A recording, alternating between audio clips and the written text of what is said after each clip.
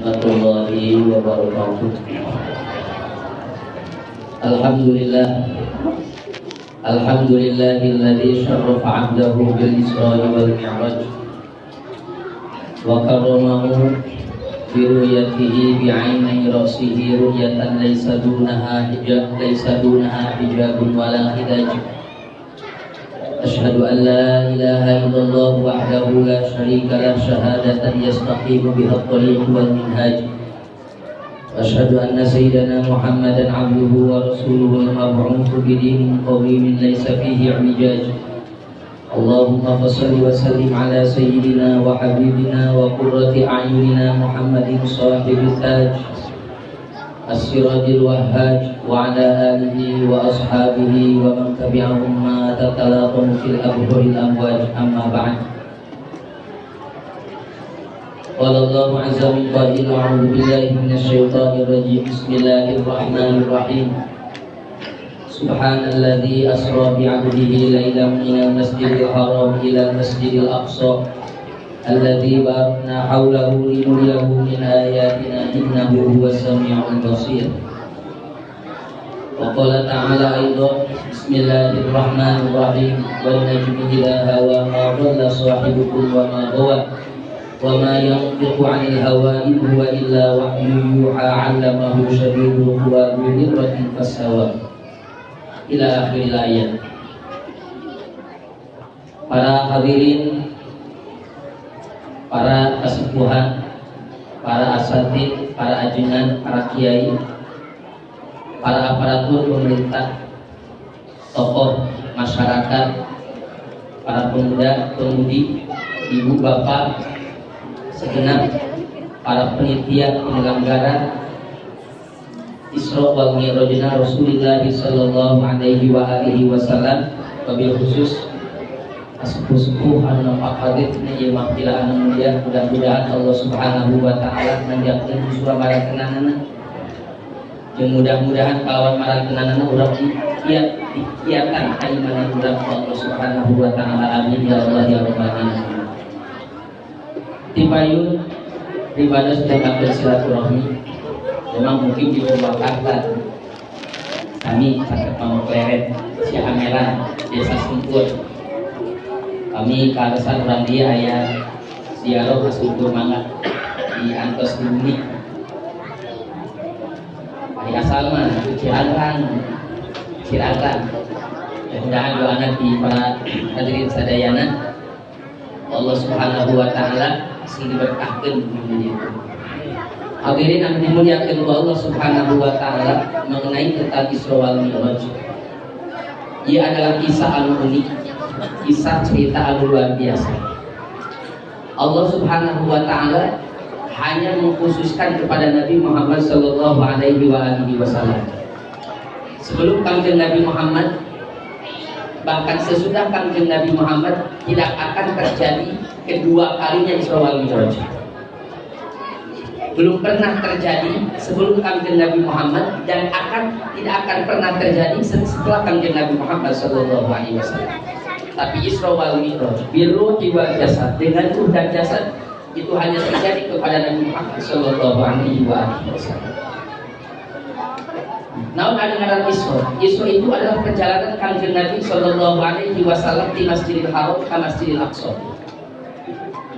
Dan Mi'raj itu adalah perjalanan Kanjeng Nabi menuju naik Kanjeng Nabi sallallahu alaihi wasallam di Masjidil Aqsa pada ketika melewati langit kahiji kadua katilu kaopat kalima kali katujuh sampai ke Sidratil Muntaha.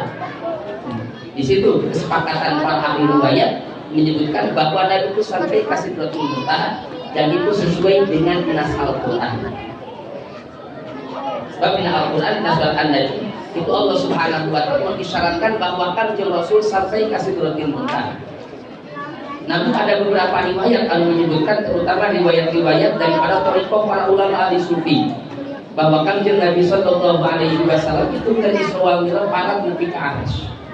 Dan Arsy itu adalah hiji tempat anu cari pernah sampai kepada tempat tersebut lam yasil ilaihi ahadun, tidak pernah sampai siapapun kepada tempat tersebut, baik malaikat al-muqarrab atau nabiyyun al-mursal.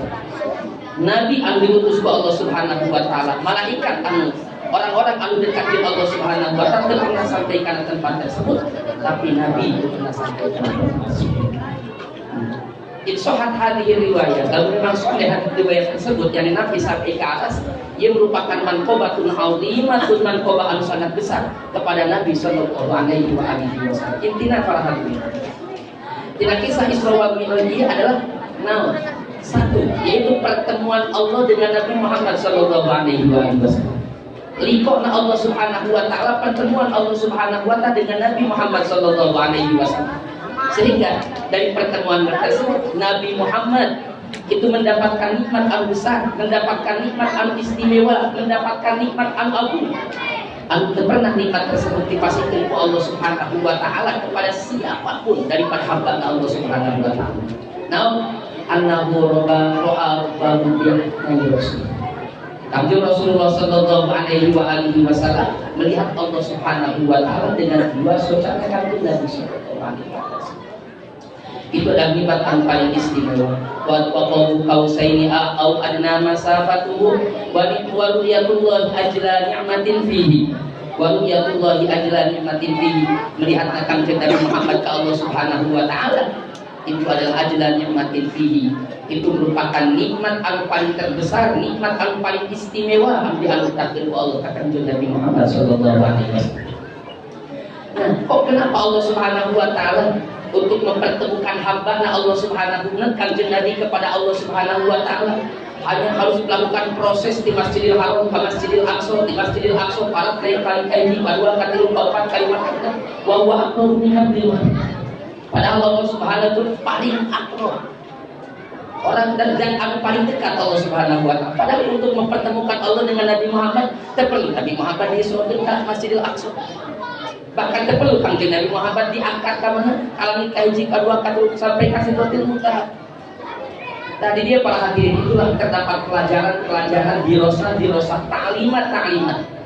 Pelajaran yang penting kurang kudu diambil, yang penting kurang kudu dijadikan bagian daripada kehidupan tersebut. Sebab orang-orang untuk Isra wal Mi'raj mau bisa. Bagi khususnya kita kanjeng Nabi Muhammad sallallahu alaihi wasallam. Namun tetap sebagai umat Nabi Muhammad sallallahu alaihi wasallam jangan sampai ketinggalan daripada pelajaran Isra wal Mi'raj. Banyak pelajaran daripada Isra wal Mi'raj, subhanallah taala. Terus di tiap majelis itu dengan pembahasan yang berbeda-beda. Nah, itu mengenai tentang pelajaran Isra wal Mi'raj pada hari ini. Ya, jadikan pelajaran tersebut jadikan bagian daripada kehidupan kita. Di mana orang menjadikan daripada bagian kehidupan orang, nah maka orang sudah mendapatkan bagian daripada Isra Mi'raj Rasulullah sallallahu alaihi wasallam. Nah, Nabi diangkat di mana? Berangkat di Masjidil Haram ke Masjidil Aqsa itu ada beberapa ulama untuk menyebutkan bahwa alasannya hikmahnya karena Masjidil Aqsa itu adalah tempat anu mana berpapasan jeung pintu anu aya di langit. Jadi pas kelebahan karena pintu di langit, maka supaya kanjeng Rasulullah sallallahu alaihi wasallam itu naik ke langit kahiji kadua katilu di Masjidil Aqsa itu teu hiji jadi teu mekor. Teu belok, tapi lurus. Dan ini mengatakan, ini mengisyaratkan bahwa agama nu bakal dibawakeun, agama nu bakal dibawakeun ku kanjeng Nabi Muhammad sallallahu alaihi wasallam itu adalah agama anu lurus. Ajaran yang dibawakeun ku kanjeng Nabi adalah ajaran anu lurus. Ajaran anu benar-benar pertengahan. Terus kanjeng Rasul sallallahu alaihi wasallam di langit kahiji sampai langit ketujuh itu bertemu jeung dalapan para nabi. Mana Nabi Adam, Nabi Idris, Nabi Yahya, Nabi Isa, Nabi Yusuf, Nabi Harun, Nabi Musa, Nabi Ibrahim. Panggil jeung dalapan para nabi. Loh, kenapa kanjeng Nabi Muhammad sallallahu alaihi wasallam makin dipertemukan jeung para nabi? Naon hubunganana? Namun silahna antara Nabi Muhammad jeung para nabi anu dalapan eta. Padahal seueur para nabi anu mulia di sisi Allah Subhanahu wa taala. Aya di antara para nabi aya Nabi Ayub, di antara para nabi aya Nabi Sulaiman, di antara para nabi aya Nabi Daud, di antara para nabi banyak para nabi nu diutus ku Allah Subhanahu wa taala. Tapi kunaon? Ya Allah Subhanahu wa taala mempertemukan kanjeng Nabi Muhammad sallallahu alaihi wasallam jeung dalapan nabi. Nah, Al-Imam Abdul Qasim As-Suhaili kita berawul umum yang salah sirot Ibnu Hisan anjana menyebutkan ada hikmah yang tersimpan di situ, ada rahasia yang tersimpan di sini. ngan Siti mau dibahas rahasia tersebut. Sebagai waktu sosial teh. Seperti jam sabaraha di dia? Seperti jam sabaraha? Jam 10:30. Iya, kan kita tuh tidak sesuai dengan kondisi berangkat. Tapi nutup panosan kedah jam sabaraha? Satu. Kalau cara tadi jawab berarti bebas ya. Jam 2. Hadirin kalau dimuliakan Allah Subhanahu wa taala, ya kunaon Kanjeng Nabi make di benar, make di berangkatkeun di Masjidil Haram ke Masjidil Aqsa bahkan. Tidak sebahagian riwayat diingatkan bahwa Kanjeng Rasulullah sallallahu alaihi wasallam di Masjidil Haram ke Masjidil Aqsa itu melewati beberapa tempat. Dan di tempat-tempat tersebut Kanjeng Rasul sallallahu alaihi wasallam dipiwara langsung ke malaikat Jibril atas perintah Allah Subhanahu wa taala. Nah, dan di tempat tersebut Kanjeng Rasulullah sallallahu alaihi wasallam melaksanakan sholat 2 rakaat pada hari ini. Pertama ketika Kanjeng Rasul di Masjidil Aqsa, di Masjidil Haram berangkat sampai sakorepat nepi ka mana? Nepi ka tempat hijrahna Nabi. Tempat anu bakal jadi hijrahna Nabi sallallahu alaihi wasallam yaitu di Madinah, di Yasrib. Ketika Nabi sampai ke Yasrib, maka kumaha fa'amara Jibril bin nuzul. Maka mereka Jibril memerintahkan Kanjeng Nabi supaya turun unzil ya Muhammad. So unzul wahai Muhammad. Maka Kanjeng Nabi Muhammad unzul. Nabi Muhammad turun. Unzul. Ketika Kanjeng Nabi Muhammad sallallahu alaihi wasallam unzul, maka kumaha washolli raka'ataini. Salat Kanjeng Nabi Muhammad dina ieu tempat 2 rakaat. Maka Kanjeng Rasul sallallahu alaihi wasallam melaksanakan salat sunat 2 rakaat. Beres teras berangkat Kanjeng Rasul sampai ke mana? Kasyajarati Musa, ya kayu tempat nyaman Kanjeng Nabi Musa alaihi salam. Ketika Nabi sampai ke tempat tersebut, maka Kanjeng Nabi sallallahu alaihi wasallam dipiwara musuh dan dipiwara melaksanakan sholat 2 rakaat. Beres Kanjeng Nabi turun di melaksanakan sholat di tempat tersebut, terus Nabi berangkat di Kanaburo sampai ke mana? Sampai ke Wadi Tua, jadi wadi yang disuci kedua Allah Subhanahu wa taala, di mana Kanjeng Nabi Musa sallallahu alaihi wasallam ketika sampai ke wadi tersebut, Kanjeng Rasul Nabi Musa diangkat sebagai utusan Allah Subhanahu wa taala. Maka Rasul datang ke tempat tersebut dikuat musuh malaikat Jibril, dan Rasul melaksanakan sholat 2 rakaat. Dan ringkaskan bagaimana? Terus Kanjeng Rasul sallallahu alaihi wasallam berangkat di tempat sampai ke mana? Sampai ke Bethlehem. Itu tempat di mana Kanjeng Nabi Isa alaihi salam lahir. Nabi Isa lahir kelahiran anu penuh dengan mukjizat, kelahiran anu penuh dengan keindahan, kelahiran anu penuh dengan keanehan. Maka di situ Kanjeng Rasul sallallahu alaihi wasallam dikuat musuh melaksanakan sholat 2 rakaat. Maka terus Kanjeng Rasulullah sallallahu alaihi wasallam berangkat di Bethlehem, terus Kanjeng Rasul datang ke Baitul Maqdis, ke Masjidil Aqsa. Itu adalah muta'abbadul anbiya, tempat ibadahnya para nabi. Pelosok mana baik para nabi, mereka diutus di negara mana baik para nabi, itu pastinya dengan menggunakan kendaraan buruk. Itu para nabi datang ke Masjidil Aqsa. Karena pada waktu itu Masjidil Aqsa adalah tempat anu dimuliakan, disucikan Allah Subhanahu wa taala. 5 kali para nabi ditekun. Loh, kenapa Kanjeng Rasul sallallahu alaihi wasallam diperintahkan di tempat-tempat anu khusus tadi, di tempat-tempat anu mulia tadi, Kanjeng Rasul dipiwara langsung, padahal tempat anu kaliwatan Kanjeng Rasul kacida seueur. Bara negara, bara kabilah, bara desa, bara kota anu kaliwatan bukan Kanjeng Rasul. Tapi Kanjeng Rasul sallallahu alaihi wasallam tidak diperintahkan untuk berhenti di setiap tempat. Tapi Kanjeng Rasulullah sallallahu alaihi wasallam ditempatkan dipiwara berhenti di tempat-tempat anu tertentu. Nah, ternyata ketika teropong dengan ilmu sejarah, ternyata tempat-tempat mana Nabi dipiwara ku Allah Subhanahu wa taala di tempat tersebut itu adalah tempat-tempat anu pernah berhubungan, anu pernah aya hubungan, anu pernah aya ikatan jalmi-jalmi anu dimuliakan anu dicintai ku Allah Subhanahu wa taala. So, nanti tempat-tempat tersebut, tempat anu Kanjeng Rasulullah sallallahu alaihi wasallam dipiwara nusul di tempat tersebut, dan Rasul dipiwara melaksanakan sholat 2 rakaat. Itu adalah tempat-tempat di mana Allah Subhanahu wa taala pernah mewujudkan sebuah kejadian di tempat-tempat tersebut anu terjadi jeung orang-orang anu dicintai ku Allah Subhanahu wa taala.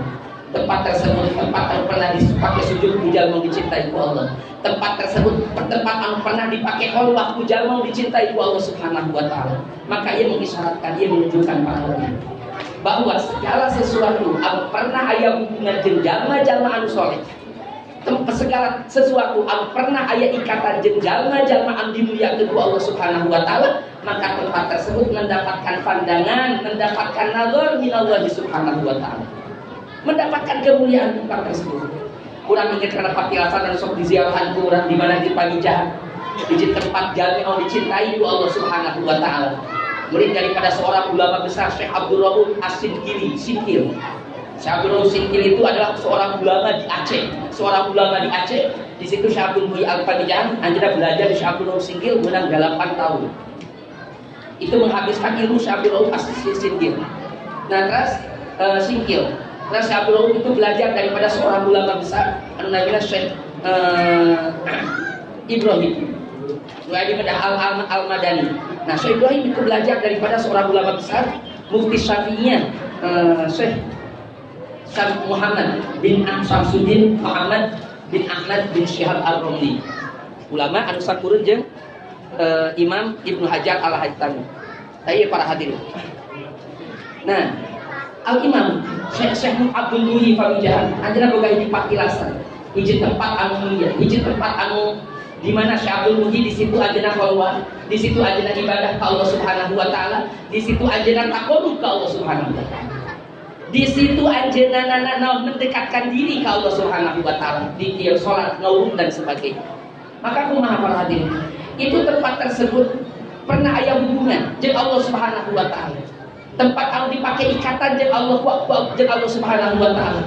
Tempat anu digunakan ku hamba dipake taqarrub ke Allah taala, dipake berhubungan dengan Allah Subhanahu wa taala, maka tempat tersebut ditingali mendapatkan nazar pandangan dari Allah Subhanahu wa taala. Jeung tempat tersebut dimuliakeun ku Allah Subhanahu wa taala. Maka setiap jalma ziarah kalinya datang kalinya kumaha? Aya jelema nu gari teu aya sugan kumaha teu aya. Datang ke tempat tersebut teu aya sanes datangkannya taqarrub ka Gusti Allah, ibtihal ka Gusti Allah, sok segala pangabutuh, segala persoalan dilaporkeun diasupkeun ka Allah Subhanahu wa taala. Nu boga hutang asupkeun hutang ka Gusti Allah, nu boga permasalahan rumah tangga diasupkeun ka Gusti Allah di tempat tersebut. Naon sababna?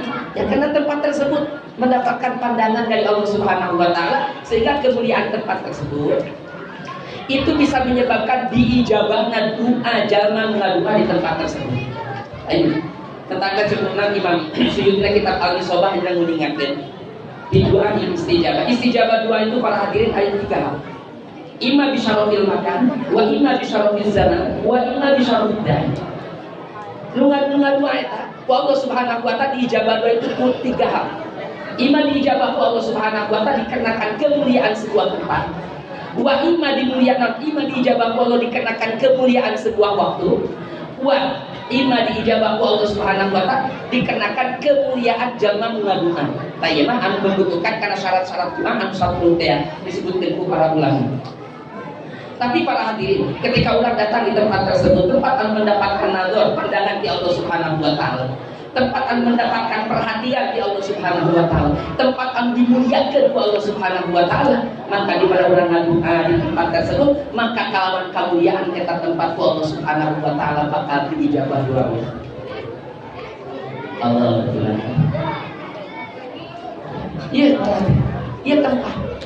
Nama Kanjeng Nabi Muhammad sallallahu alaihi wasallam dipiwara lungsuh di tempat-tempat tersebut di Rasul dipiwara ngalaksanakeun salat 2 rakaat daya sanes ya Allah Subhanahu wa taala supaya naon? Supaya menjadikan orang itu teringat, orang itu melirik karena sebuah naon? Karena sebuah tempat-tempat anu bersejarah. Jadi intinya orang sebagai umat jangan sampai menyia-nyiakan, jangan sampai membuang-buang kesempatan tina untuk menziarahi, mendatangi tempat-tempat anu dimuliakeun ku Allah Subhanahu wa taala. Maka kalau bicara jelema seperti orang-orang yang ada di Arab Saudi ayeuna, naon geus berani mendobrak atau menghancurkan tempat-tempat anu bersejarah, tempat-tempat anu dimuliakeun ku Allah Subhanahu wa taala, ya naon? Itu dikarenakan kebodohan mereka daripada mengenal tentang ma'ani, makna-makna kedekatan seorang hamba di Allah dengan Allah Subhanahu wa taala anu terjadi di tempat tersebut. Maka Imam Taqiyuddin As-Subki radhiyallahu anhu ketika ajeuna lama sami'a bi akhbari Imam Nawawi, ketika ajeuna mendengar keindahan cerita-cerita kabar-kabar Imam Nawawi, ajeuna kumaha azama alal khuluj, ajeuna itu ngazam rek berangkat ka Damaskus, rek menziarahi Imam Nawawi radhiyallahu anhu. Namun itu ayat kabar ke Imam Subki bahwa Imam Nawawi itu 5 tahun terus meninggal. Tapi akhirnya tetap Imam Subki akhirnya berangkat, Imam Taqiyuddin Subki akhirnya tetap memaksakan untuk berangkat ke tempat tersebut para hadirin. Maka ketika Imam Subki datang ke tempat tersebut, di perjalanan Imam Subki itu mendengar ayah hiji pengikut, anu mana eta pengikut pernah melihat wajahnya Imam Nawawi radhiyallahu anhu. Pernah ningali wajah Imam Nawawi.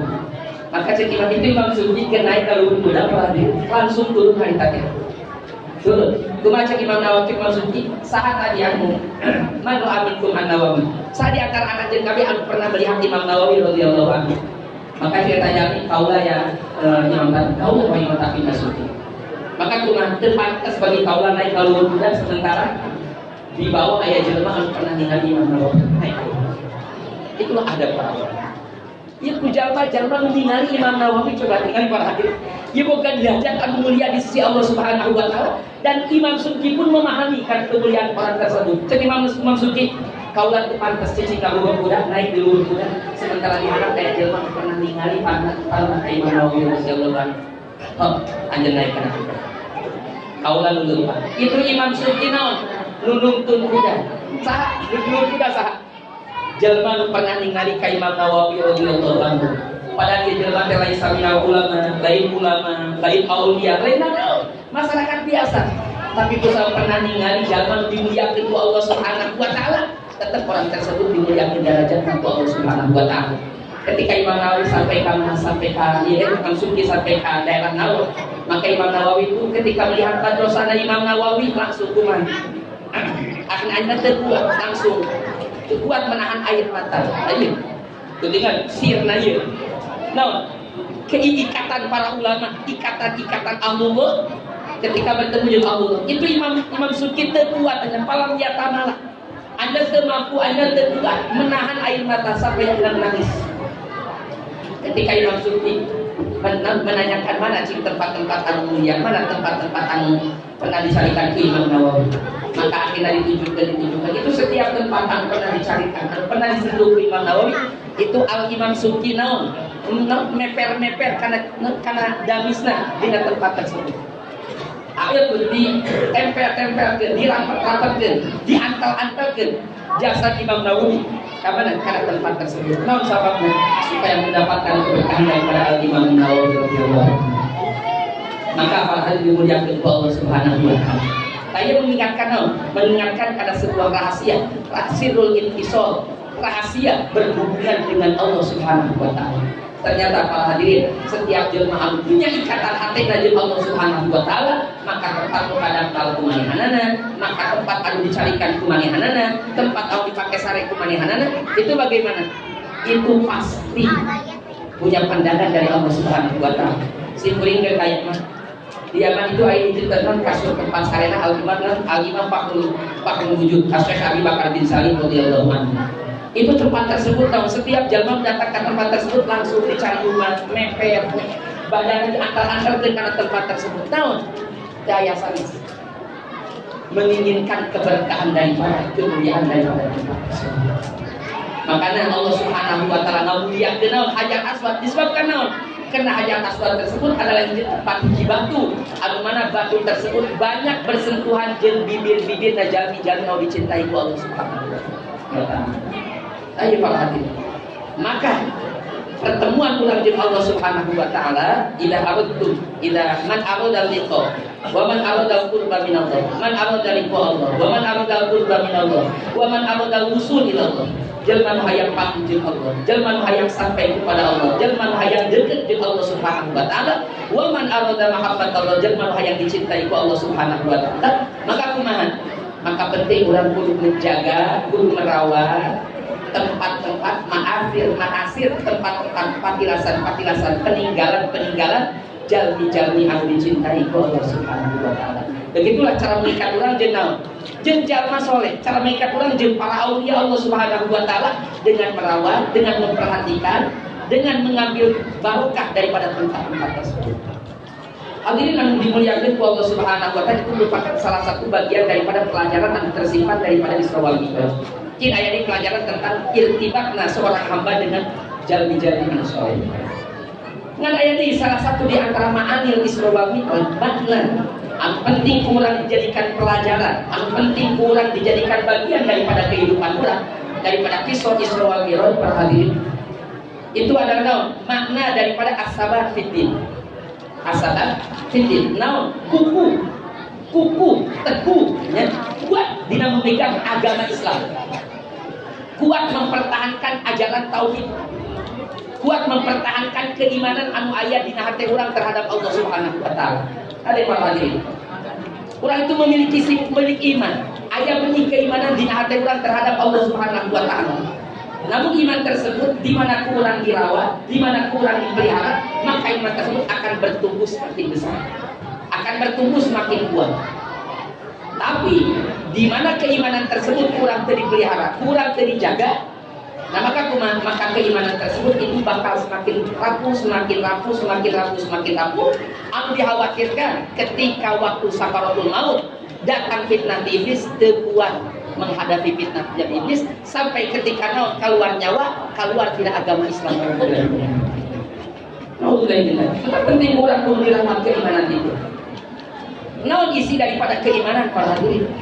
Isi daripada keimanan adalah kepercayaan terhadap Allah Subhanahu wa taala. Sikoh Allah, percaya ke Allah Subhanahu wa taala. Di mana percaya ke Allah Subhanahu wa taala, maka otomatis dina hatena moal aya nu dipegang, moal aya nu dicekel deuleu, moal aya nu dipake toma terkecuali Allah Subhanahu wa taala. Moal aya nu dipake toma terkecuali Allah Subhanahu wa taala. Di mana hati urang percaya ka Gusti Allah, sikoh Allah, maka moal aya nu dipake tetegenan, moal aya nu dipake pegangan, moal aya nu dipitoman terkecuali Allah Subhanahu wa taala. Maka penting para hadirin rawat di keimanan Tuhan. Terutama ayat yang semoga ujian-ujian di Allah Subhanahu wa taala. Ujian itu adalah merupakan ujian keimanan. Iman itu mahal para hadirin. Iman itu mahal. Iman itu mulia harganya. Mahal harganya. Hiji jalma lamun cara maut teu bawa iman teu hargaan di sisi Allah Subhanahu wa taala. Jalma maut teu bawa iman geus bakal jadi suruh neraka naon hargana awakna.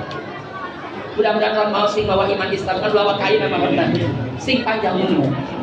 Maut iman itu hiji perkara nu ngangkatkeun hiji hamba di hadapan Allah Subhanahu wa taala. Muliana hamba lain ku hartana, muliana hamba lain ku mobilna, muliana hamba lain ku sawahna, muliana hamba lain ku apartemenna, muliana hamba lain ku hotelna. Kabeh eta lu harga di sisi Allah Subhanahu wa taala. Tapi aya nilaian di sisi Allah Subhanahu wa taala. Nu aya martabatan di sisi Allah Subhanahu wa taala itu jalmaan ketika kembali ke Allah Subhanahu wa taala dengan hati anu penuh keimanan. Hati anu penting kurang. Nah, Allah Subhanahu wa taala itu pasti menguji seluruh manusia dengan keimanannya. Nah, maka di hadis Nabi sallallahu alaihi wasallam innama yubtala rajul ala hasabi dini. Wa bi riwayatin innama yubtala rajul ala hasabi iman. Diuji hiji lalaki itu tergantung nilai agama. Diuji lalaki itu tergantung nilai keimanan. Seberapa nilai keimanan, seberapa nilai agama di hati hiji jalma, maka disitulah ujiannya. Coba para hadirin. Ujian ka Kanjeng Nabi Muhammad sallallahu alaihi wasallam ketika Nabi Muhammad dilemparan ku batu. Sampai sendal Kanjeng Nabi Muhammad beureup ku ditu getih. Wajah Nabi pinuh ku getih, sampai Nabi pinuh ku getih. Anu mana ieu kejahatan ieu moal dilakukeun ka jelema anu gelo. Pernah ningali jelema nu gelo di Baleroga. Jelema anu panghinana di alam dunia jelema nu gelo teu pernah di Baleroga. Hirup aman-aman bae. Tapi Kanjeng Nabi jelema anu paling dicintai ku Allah Subhanahu wa taala. Jelema anu paling dimuliakeun ku Allah Subhanahu wa taala. Jelema anu paling diagungkeun ku Allah Subhanahu wa taala. Kok begitu besar mendapatkan ujian dari Allah Subhanahu wa taala? Naon sababna? Sebab martabat hiji jalma tergantung ujian anu dialami kabeh. Ingat sih kuring kana cerita anu pernah Kanjeng Rasulullah sallallahu alaihi wasallam ketika Isra wal Mi'raj. Nah, Kanjeng Rasul ketika di perjalanan antara Masjid Haram dan Masjidil Aqsa, itu Kanjeng Nabi wajada raihatan thayyibah. Kanjeng Rasul itu menemukan hiji wawangian anu luar biasa wangi. Raihatan thayyibah. Rasul menemukan wawangian anu luar biasa. Sampai Kanjeng Nabi sallallahu alaihi wasallam bertanya, "Ma hadhihi raihah ya Jibril?" Wahai Jibril, ieu teh sesengitan naon? Maka Kanjeng Rasul Jibril menjawab, hadi raihatu masyitah. Itu adalah sesengitan seorang perempuan atau tukang nyisiran anak Nabi Muhammad. Masyitah lain ngaran kan deh. Lain ngaran tapi namun sifat. Di kitab-kitab disebutkan ngaranan. Dengan pedak masyitah itu kanat imro'atan sholihatan tu'minu bi Musa. Tu'minu wa zawjuha bi Musa. Ya Siti Imam Masyitah itu adalah seorang perempuan anu soleh, anu beriman jeung salakina jeung keluargana ka Kanjeng Nabi Musa sallallahu alaihi wasallam. Sallallahu alaihi wasallam. Itu Kanjeng Nabi Musa alaihi salam. Kisah salakina Masyitah. Salakina Masyitah itu karena min muqarrabi Fir'aun. Dia di antara orang terdekat Fir'aun, orang-orang dekat dengan Fir'aun. Bahkan salah satu di antara pekerjaan Fir'aun, pekerja istana Fir'aun. Karena yaktu imanahu min Fir'aun, Anda menyembunyikan iman di Fir'aun. Walamma alimahu, ketika Fir'aun mengetahui statusnya Salaki menjadi Masyitah sebagai mukmin kakak Nabi Musa, akhirnya fakotalahu bunuh Fir'aun. Fir'aun makin itu, klarifikasi, rumah di mana nyimpan, di mana enak baik. Ketika terdengar dia salakina Masyitah, langsung aita kena dibunuh. Itu ya sebagian cerita alur cerita seperti itu jalurnya. Kan ada nyebutkan cerita itu salakina itu digoreng jeung menjadi Masyitah. Bahkan adalah minal abna khamsah. Masyitah itu memiliki anak 5. Anak 5 aja, bukan anak 5. Itu Masyitah ya. Radhiyallahu anha. Anjeuna pagaweanana, nah tidak disulit lagi ke Firaun bahwa ieu Masyitah jeung anakna mukmin ka Kanjeng Nabi Musa. Disangka ku Firaun itu manehanana terima ka Nabi Musa. Ngali di waktu pabain nama hiatam sudu ibnata Firaun. Ketika ieu Masyitah menyisiran rambutna anak Firaun, putri Firaun, insaqaf.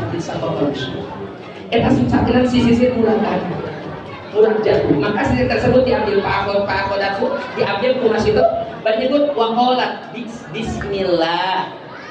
Nyebut bismillah. Begitulah orang yang beriman. Jelema beriman itu semua bisa terlepas tina minta tulung ka Gusti Allah. Naon sababna? Karena ketika iman geus nyampur jeung hatena, iman geus campur jeung hate, kesempurnaan iman geus nampal dina hate, geus tancep dina hate, maka kumaha? Itu merasakan dirinya itu lemah, dirinya itu tidak mampu, dirinya tidak bisa berbuat apa-apa.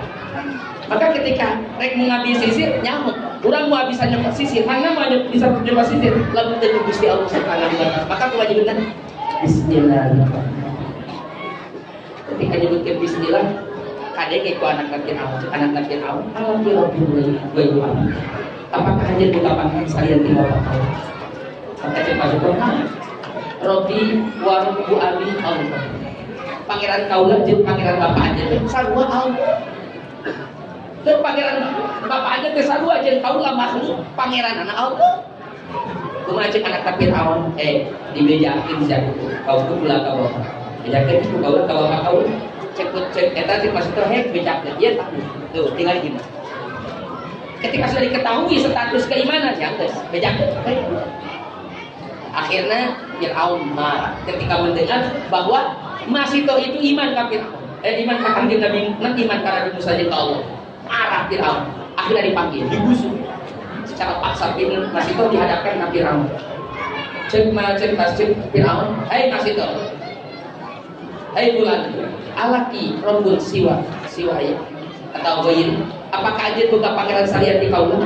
Cek Masyitah benar. Nah Robi waru buka pangeran kaulah jeung pangeran aja Allah. Wah, asdada betul. Semakin besar Abdul marah ke Fir'aun. Akhirnya Fir'aun kumaha menawarkan itu Masyitah semuanya menolak. Tidak mau segala sesuatu dijadikan pengganti daripada keimanan dunia. Tawaran itu tadi akan jalan. Eueuh berharga di mata jalma beriman, eueuh berharga salian di iman. Dunia jeung sina eueuh ieu. Akhirnya kumaha?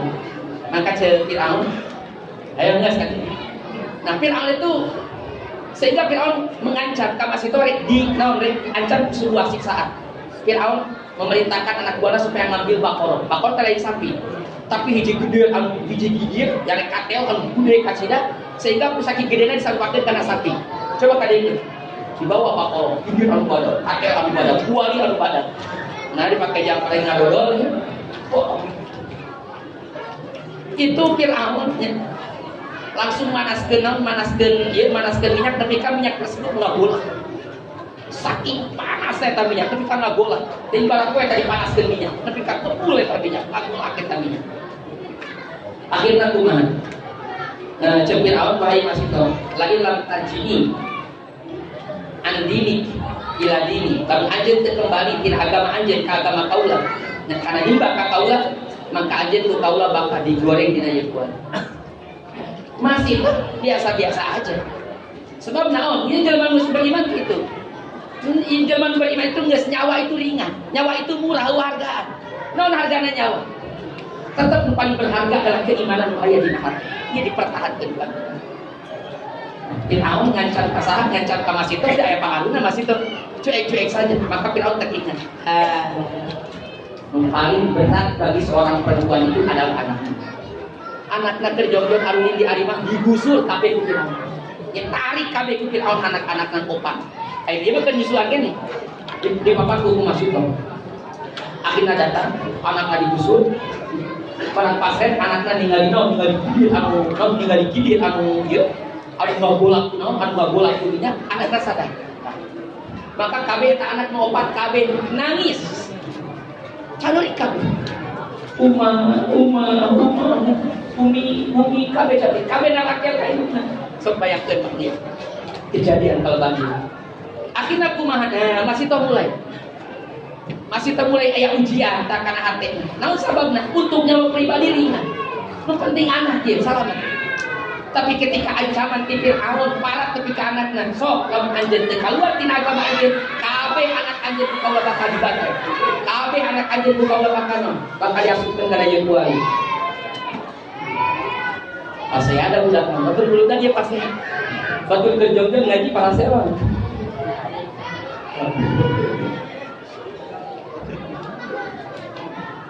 Berangkat kita ngaji. Amin. Iya masih tak. Aina kumaha. Ayo Fir'aun masih tahu. Pilih mana? Pilih naon ayo. Balik aja di agama. Keluar geus copak aja agama aja. Balik karena ibadah di bakal kaula.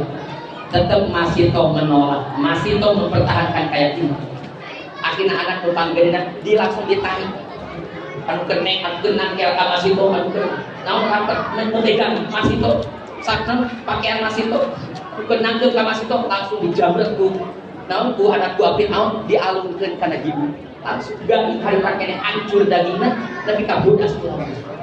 Laku pula. Aku bayangkeun panasnya.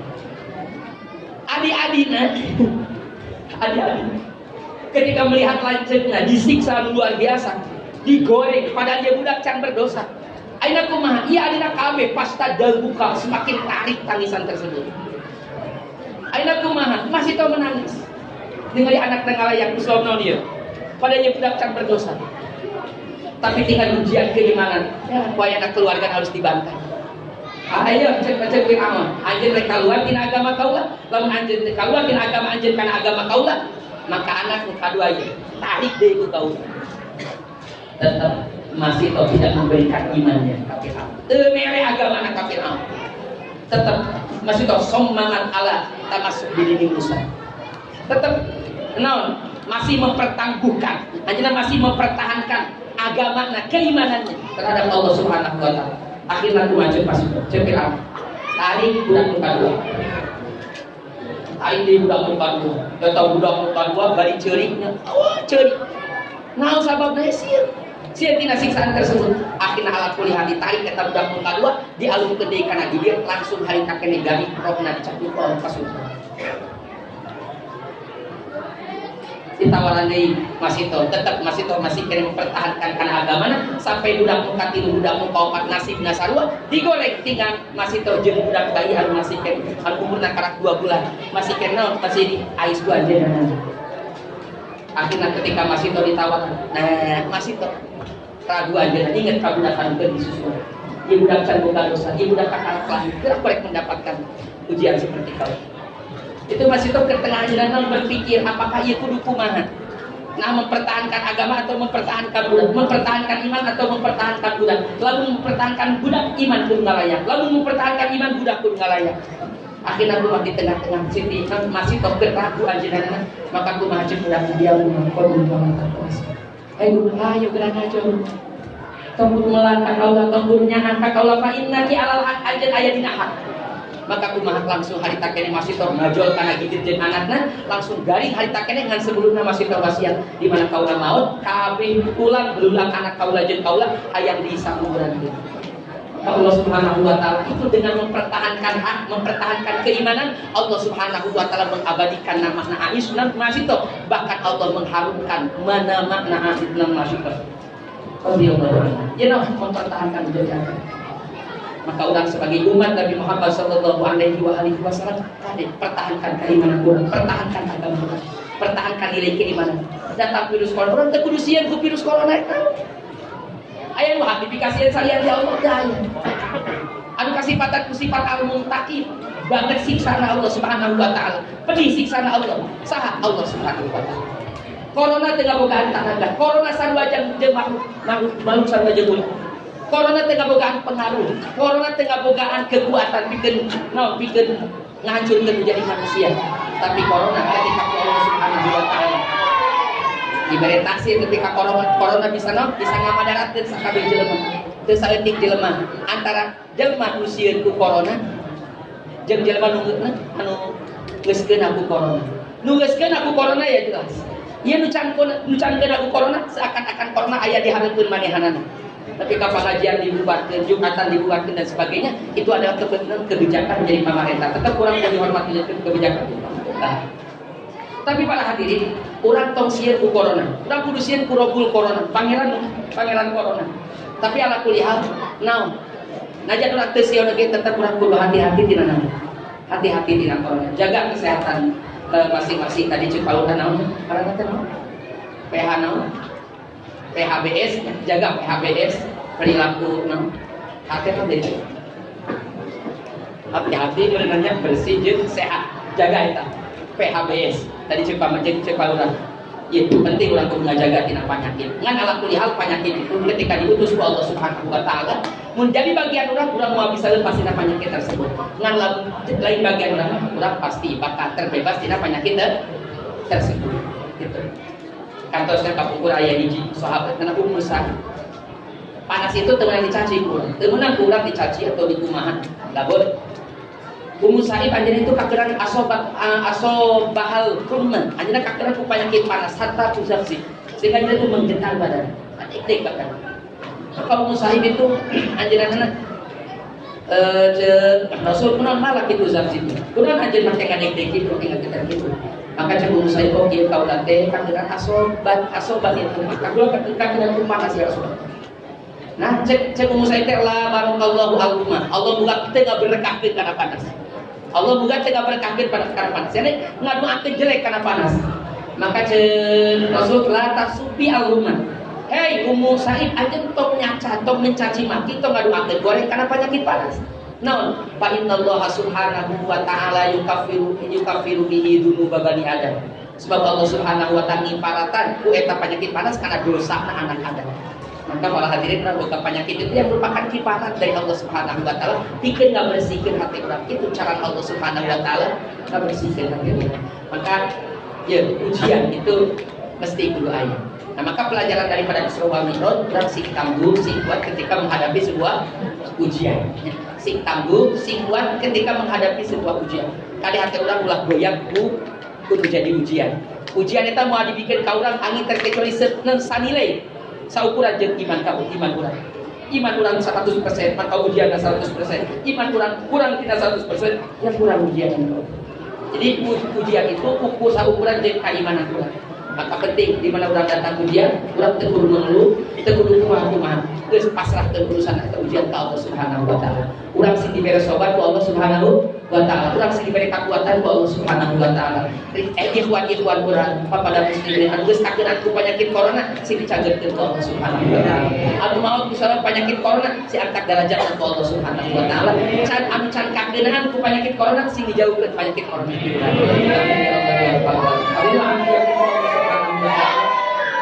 Sakali deui mudah-mudahan perkumpulan ulah dina tempat-tempatan sing ngagembirakeun Rasulullah sallallahu alaihi wasallam, sing ngabungahkeun ka kangjeng Rasulullah sallallahu alaihi wasallam, hentikeun sabab dihampura dosa urang sakit. Amin ya Allah ya rabbal alamin. Binaan sepatu saking itu baik, terdapat menyebut yang pun terbaik dari tauhid walidayah. Wassalamualaikum warahmatullahi wabarakatuh.